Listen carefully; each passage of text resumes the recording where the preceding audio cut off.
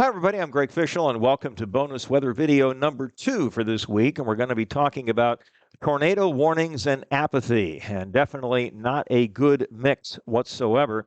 But I can certainly understand why it happens. And so I want to discuss all of this in a little bit more detail with you today.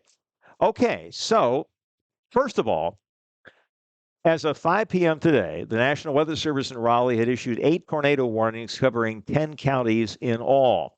As of late this afternoon, not one single severe weather report had come in. Now, sometimes reports trickle in late, and so we'll wait to see if maybe a couple do show up either sometime this evening or overnight or tomorrow.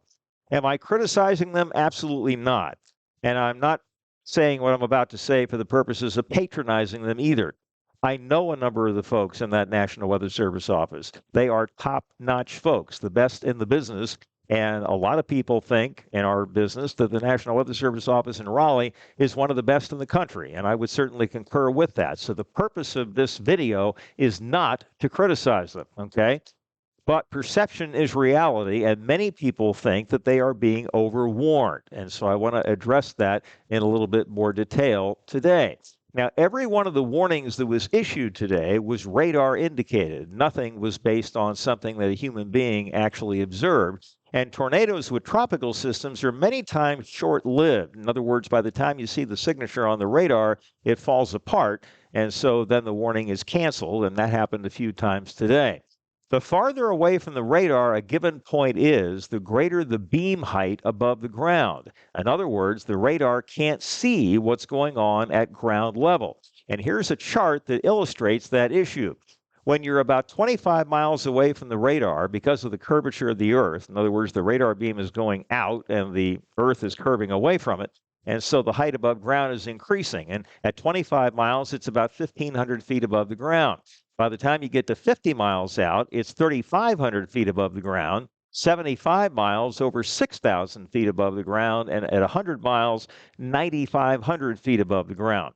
And so even if you see rotation at those various distances, it doesn't tell you whether or not that rotation extends all the way down to ground level or not. And again, this is a bigger and bigger issue the farther you go out.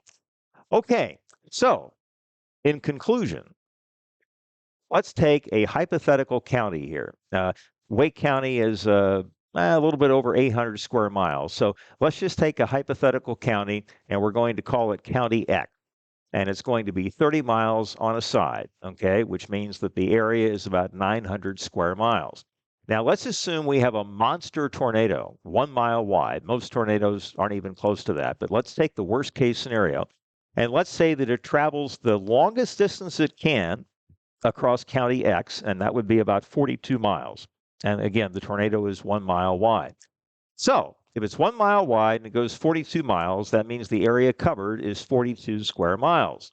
That means that geographically speaking, 4.7% of the county is affected by that 1 mile wide tornado, and 95.3% not directly affected. Now, if the population was equally distributed across the entire county, then we could use those same numbers. We all know that's not the case, that the population density is much greater in Raleigh, Durham, and Chapel Hill than it is in some of the rural areas. But speaking just purely geographically, 95.3% of the county is not affected.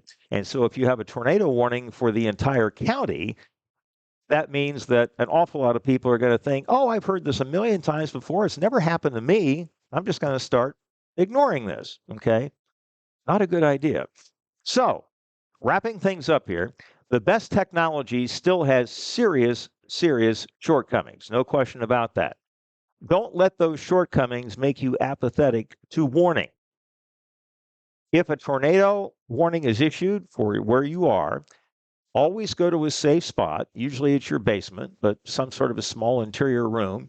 And if nothing happens where you are, don't be mad. Don't get apathetic. Don't say, I'm not going to listen to this the next time. Be thankful that nothing happened where you were. And if another warning comes out in 2 hours, rinse and repeat, okay? Maybe someday we'll get to the point where we can only warn the areas that are actually going to be affected, okay? And not have a whole bunch of people that aren't. We're not there yet. We're not even close to being there yet, okay? So we're always going to have to warn more people than are actually affected in the end. It's just one of those things. You have to accept things where they are. If you want to roll the dice and play Russian roulette, that's certainly your choice. But my recommendation would be, if a warning is issued for where you are, take it seriously. And again, if nothing happens, that's a good thing. All right, that's bonus weather video for today. We'll have another one for you coming up next Tuesday. And enjoy the big turn to cooler weather if you're one of those fans beginning on Sunday. Y'all take care.